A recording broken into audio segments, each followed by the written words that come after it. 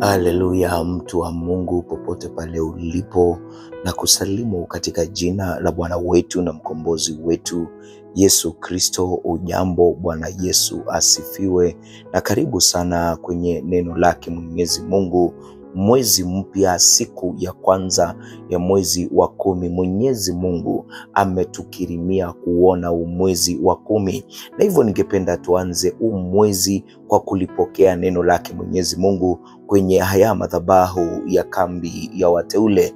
Mimi naitwa mchungaji Benson Mwanza, na pasipo na kupoteza wakati ningependa twende moja kwa moja kwenye neno lake Mwenyezi Mungu, na ningependa nisome pale kwenye Mwanzo sura ya 12. Nitasoma mstari wa 2, na Biblia inasema, nami nitakufanya wewe kuwa taifa kubwa na kukubariki na kulikuza jina lako, nawe uwe baraka.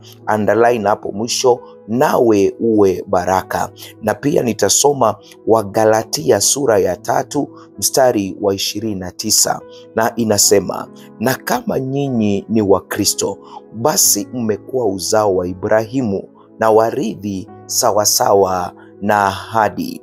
Na kama nyinyi ni wa Kristo, basi mmekuwa uzao wa Ibrahimu na warithi sawasawa na ahadi zake. Baba, ni asante kwa hili neno lako. Zungumza nasi kupitia hili neno lako Baba. Baba, katuhimize. Baba, katurekebishe. Baba, katupe mwelekeo. Mfalme mkuu na mtakatifu, katukemee, na juu zaidi ili neno kalifunue ndani yetu kwa njia ya ufasaha, kwa njia na ambapo tutapokea maarifa, kwa usaidizi wa msaidizi uliyetupa Roho Mtakatifu. Ninamruhusu akachukua usukani, ninajinyenyekesha mbele zake, na ili akanifundishe ninapowafundisha watu wa Mungu, kwa utukufu wa jina lako. Pokea sifa na utukufu milele yote, katika jina la Bwana wetu na mkombozi wetu Yesu Kristo naomba na kuamini, amen. Ili ni neno lake Mwenyezi Mungu Jumatano hii ya leo, na ambapo pia ni tarehe 1 ya mwezi wa 10. Na hapa tunaona ni Mungu anakuwa anazungumza na Ibrahimu, na unaposoma mstari wa 1 anamwambia, ondoka na uende mala nitakapo kuonyesha. Na kisha mstari wa 2 anakuwa anamwambia, nami nitakufanya wewe kuwa taifa kubwa na kukubariki. Angalia, kwanza anaambiwa atafanywa kuwa taifa kubwa, anaambiwa na kukubariki na kulikuza jina lako, na kisha kuna jambo linarudiwa pale, na anasema nawe uwe baraka. Mungu asemi tu atambariki Ibrahimu, lakini anamwambia wewe kama Ibrahimu utakuwa baraka. Wewe utakuwa baraka kama Ibrahimu. In simple, wewe unapoonekana, baraka ndizo zitakazoonekana. Ni nani katika maisha haya apendi kubarikiwa? Hakuna. Na hivyo Biblia inakuwa inazungumzia vizuri, huyu ni baba wetu wa imani na ambaye ni Ibrahimu, na Mungu kando na kumbariki anamwambia pia, nawe utakuwa baraka. Bwana Yesu asifiwe. Na ndio maana tunapoanza mwezi ninakupa ujumbe ambao nimeupa kichwa, wewe ni dhihirisho ya baraka.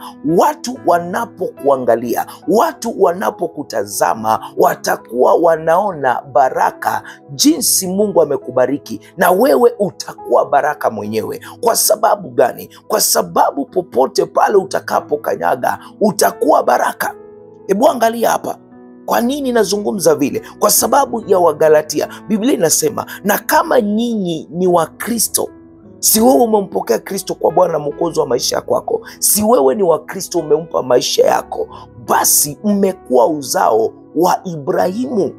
Mmekuwa uzao wa Ibrahimu na warithi sawasawa na ahadi. zile Mungu alimpa, na hivyo Mungu alimwambia, nami nitakufanya wewe kuwa taifa kubwa. Wewe umerithi baraka, wewe umekuwa sehemu ya hii baraka, maana wewe ni mwana wa Ibrahimu kupitia Yesu Kristo, na uzao wa Ibrahimu kunradhi. Pamoja anasema na zile ahadi Mungu alimpa nawe umezirithi. Na hapa anasema kwamba utakuwa taifa kubwa. Bwana Yesu asifiwe. Kukubariki, Mungu anasema nitakubariki, na juu zaidi anasema nitalikuza jina lako nawe uwe baraka. Mwezi wa 10 mwaka 2025, Mungu anakuambia hivi, huu mwezi atakufanya kuwa taifa kubwa, huu mwezi atakubariki, huu mwezi atalikuza jina lako, na juu zaidi huu mwezi watu wanapokuona wataona baraka, kwa sababu wewe utakuwa baraka. Kwa sababu gani? Kwa sababu sisi ni Wakristo, na hivyo tukiwa Wakristo basi tumekuwa uzao wa Ibrahimu na warithi sawasawa na ahadi alizopewa na Mungu. Na hivyo shika hili linaposonga, ni kwamba baraka ya Mungu si kitu tu ulicho nacho. Shika hili. Mwezi wa 10 unapoelewa hili, utakuwa na maisha tofauti. Baraka za Mungu si kitu tu ulicho nacho, ni wewe mwenyewe.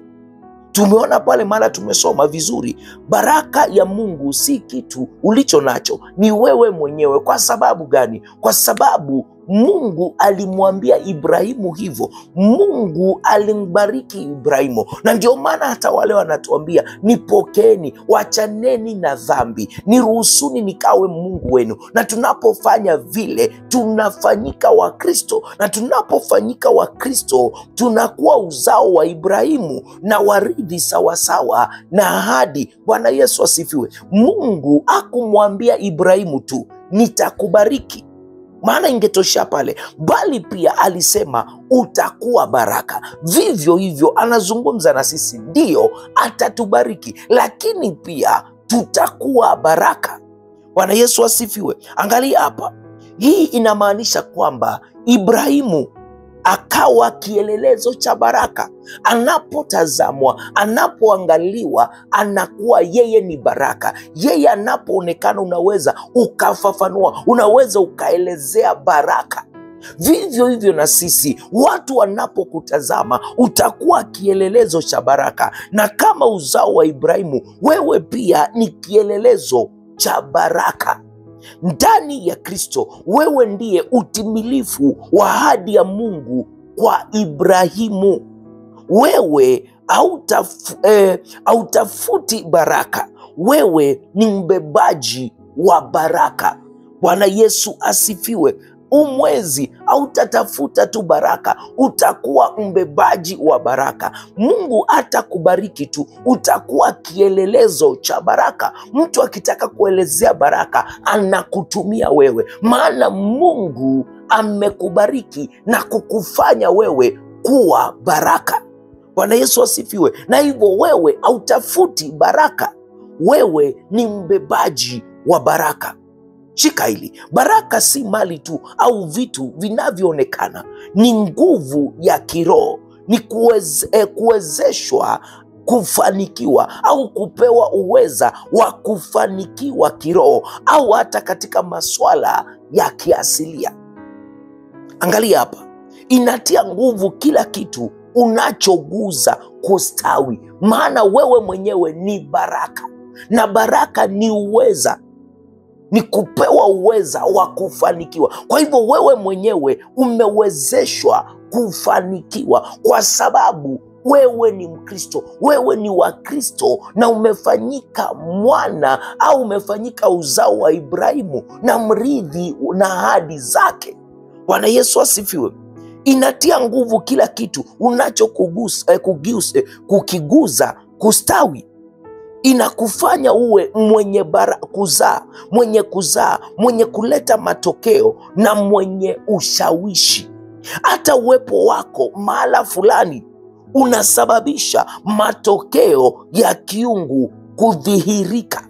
Na hilo tunaona vizuri tunaposoma kuhusiana maisha ya Ibrahimu. mahala popote alipokuwa naenda, baraka zilimfuata, hata uzao wake kina Isaka. Unakumbuka Mungu akimwambia Isaka, usiondoke kuteremka kwenda Misri, kaa hapa ndipo nitakapokubarikia. Kwa sababu gani? Isaka akiwa mwana wa Ibrahimu, yeye mwenyewe alikuwa amewezeshwa kufanikiwa, yeye mwenyewe alikuwa baraka. Na ndio Mungu anamwambia, ndiyo kuna kiangazi, lakini usishuke kwenda Misri, kaa hapa ndipo nitakapokubarikia. Mfano mwingine katika Biblia tunaona Yusufu. Kwanza Yusufu ni mfano mwingine mzuri zaidi, maana yeye alikuwa kielelezo cha baraka. Yeye alikuwa amewezeshwa kufanikiwa, na kuwezeshwa kufanikiwa ni kumruhusu Mungu katika maisha yako, ni kumruhusu Kristo katika maisha yako. Maana unapomruhusu mwenye kubariki, anaishi ndani yako. Anapoishi ndani yako, anakupa nguvu, anakufanya kuwa baraka. Bwana Yesu asifiwe. Angalia hapa, Yusufu alikuwa mfano wa kuvutia wa kweli hii. Ingawa aliuziwa kuwa mtumwa, Biblia inasema Bwana alikuwa pamoja na Yusufu, naye akawa mtu mwenye kufanikiwa.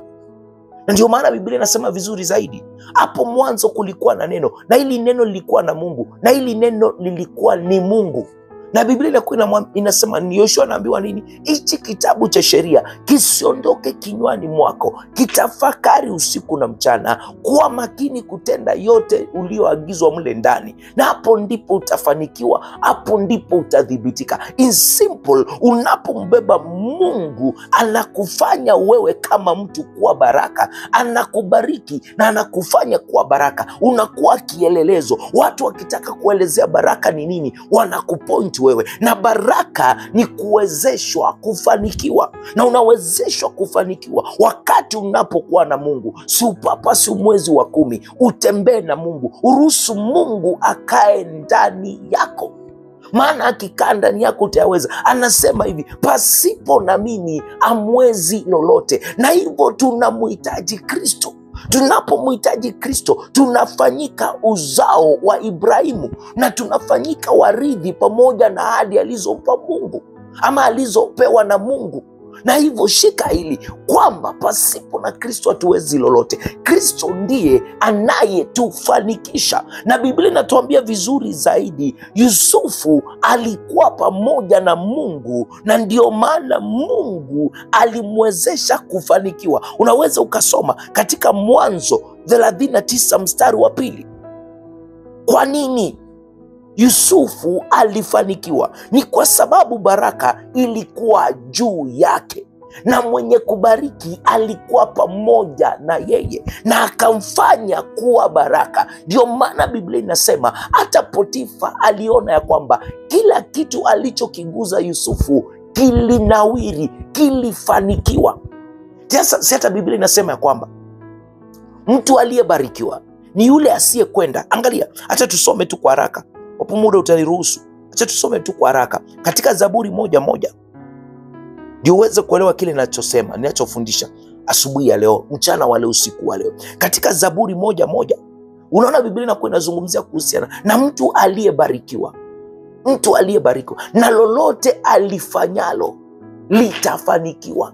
Huyu ni mtu anayekwenda katika njia za Mungu. Huyu ni mtu anayemtii Mungu. Lolote alifanyalo litabarikiwa ama litafanikiwa, kwa sababu Mungu amembariki, kwa sababu Mungu amemfanya kuwa baraka. Na ndio maana Yusufu alifanikiwa katika yote aliyotenda, maana Mungu alikuwa pamoja naye, maana Mungu alitembea pamoja naye. Na Mungu anapokuwa pamoja na wewe, hakika utabarikiwa.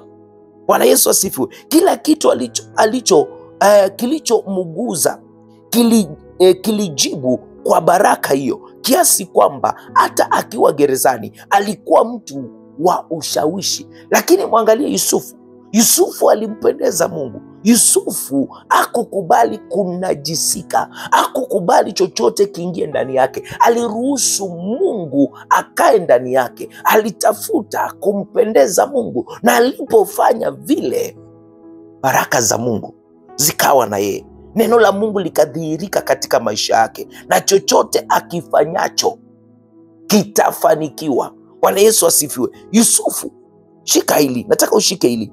Yusufu kwa nini alibarikiwa? Kwa nini alikuwa baraka? Ni kwa sababu baraka ilikuwa juu yake.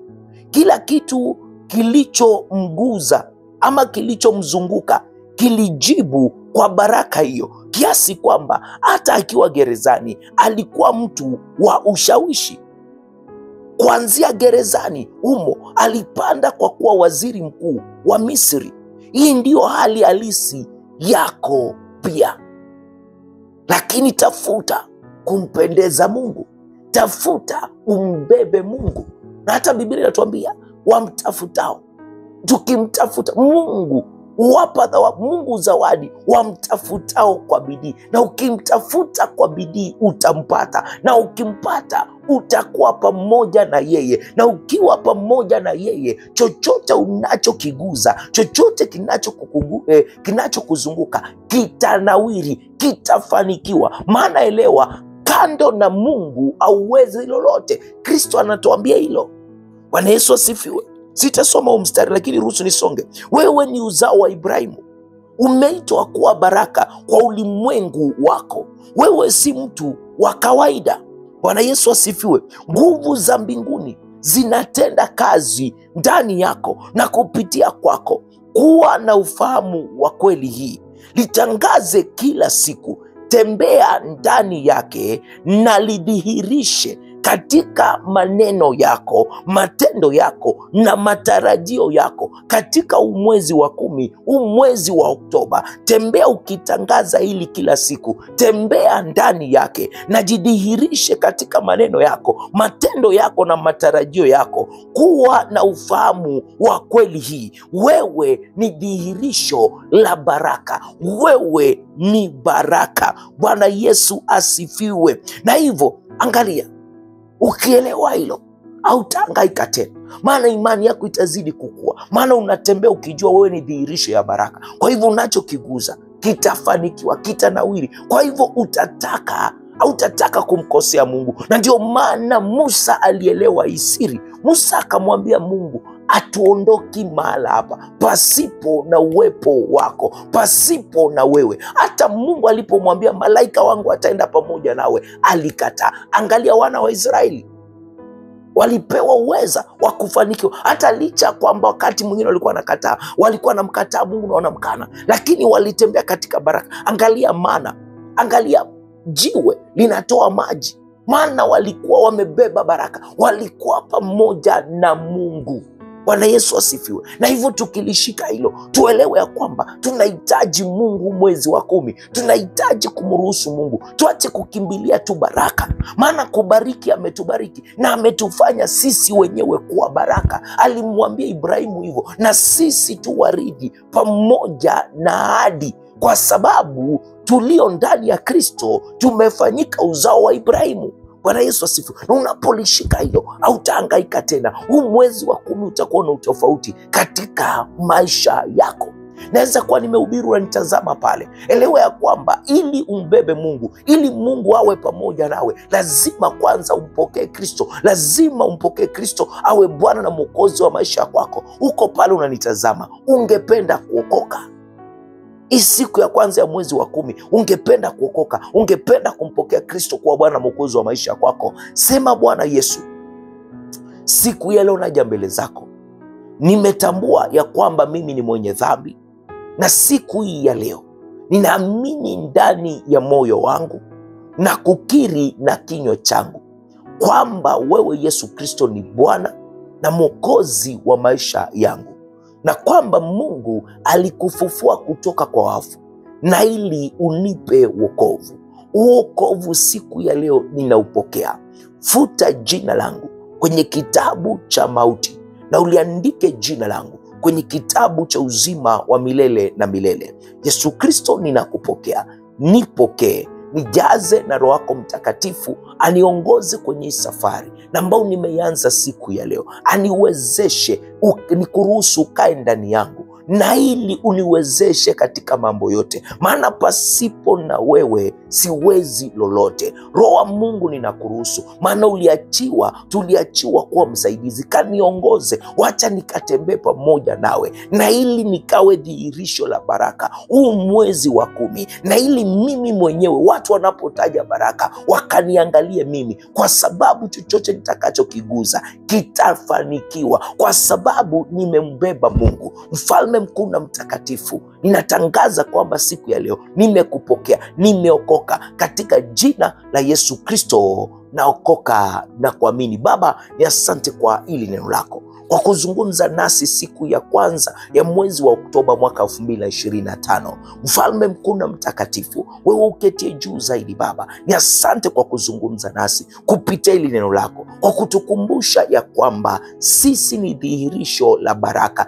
sisi wenyewe ni baraka, na hivyo tunaelewa ili tufanyike baraka tunamhitaji Kristo, maana pasipo na Kristo hatuwezi lolote. Na hivyo kunao wamempokea, kuna wale na ambao tumempokea, kuna wale na ambao tunaomba tukaendelee kutembea katika uhusiano mwema na Kristo, na ili tukawe dhihirisho la baraka katika mwezi wa 10. Mfalme mkuu na mtakatifu, katuongoze Baba. Mfalme mkuu na mtakatifu, tunakuruhusu katika maisha yetu, katika jina la Yesu Kristo. Wacha tukadhihirike kama baraka, wacha tukawe baraka popote tutakapokanyaga, chochote tutakachokiguza wacha kikafanikiwe, kwa sababu tumekupendeza, kwa sababu tumekuruhusu ndani yetu, katika jina la Yesu Kristo. Mfalme mkuu na mtakatifu, mwezi wa Oktoba wote tunaukabidhi mikononi mwako Baba. Katuongoze Baba, katupiganie Baba, katubariki Baba, kafunyoshe mapito yetu katika jina la Yesu Kristo. Mwezi wa Oktoba tunatangaza hakuna silaha iliyojengwa kinyume nasi itakaofaulu, na kila ulimi ulioinuka kutuhukumu, waliosimama wakatangazia mwezi wa Oktoba wakawa wametoa hukumu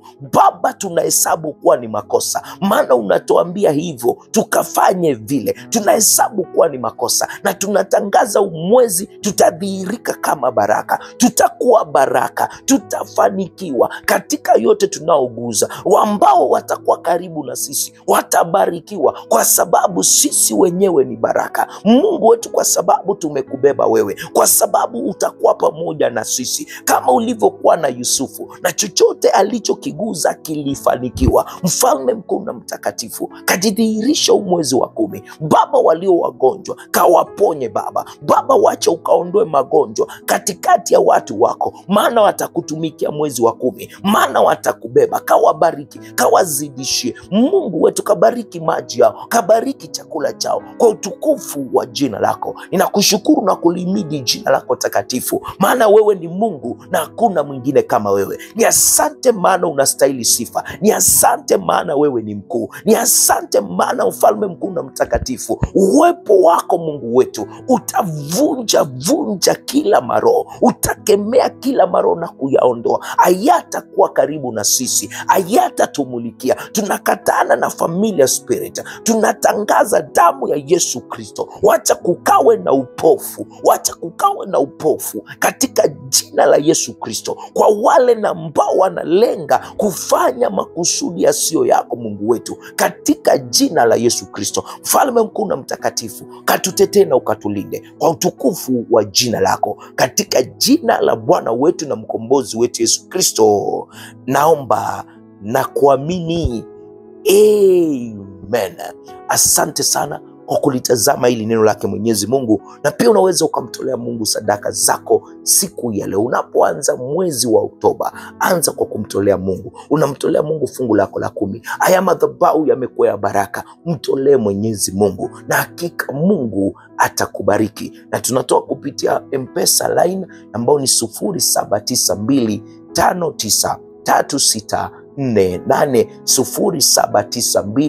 0792593648 0792593648 0792593648. Ukiwa nje ya Kenya ni +254 792 593648 +254 792 593648. 3648. Mungu akubariki. Pia kwa PayPal address ni email address bnsn@gmail.com. Pia ukiangalia kwenye runinga yako utapata hayo maelezo yote pale kwenye runinga yako. Pia umeokoka, nitumie ujumbe mfupi kupitia hizo nambari. Pia ungependa ushauri, ungependa kuzungumza na mimi, ni hizo nambari, na Mungu atakubariki. Pia kumbuka kusubscribe kwenye madhabahu ya Kambi ya Wateule. Tupatane tena hapo kesho Alhamisi tunapolipokea neno lake Mwenyezi Mungu, na ninajua litakuwa la baraka, ninajua litazidi na kukujenga. Na hivyo pia naomba radhi kwa sababu ya video zangu ambazo zimetangulia pale kwenye madhabahu, unapata zimetafsiriwa kwa lugha ya Kiingereza, na hivyo basi ni katika itilafu, lakini itahakikisha imerekebishwa na ili irudi katika lugha ya Kiswahili na ambao unaielewa. Na Mungu akubariki na Mungu akuzidishe. Mimi naitwa Mchungaji Benson Mwanza, na kuacha na neema ya Bwana wetu Yesu Kristo na upendo wa Mungu Baba na ushirika wa Roho Mtakatifu ukae nasi sasa na hata milele. Amina na kwaheri.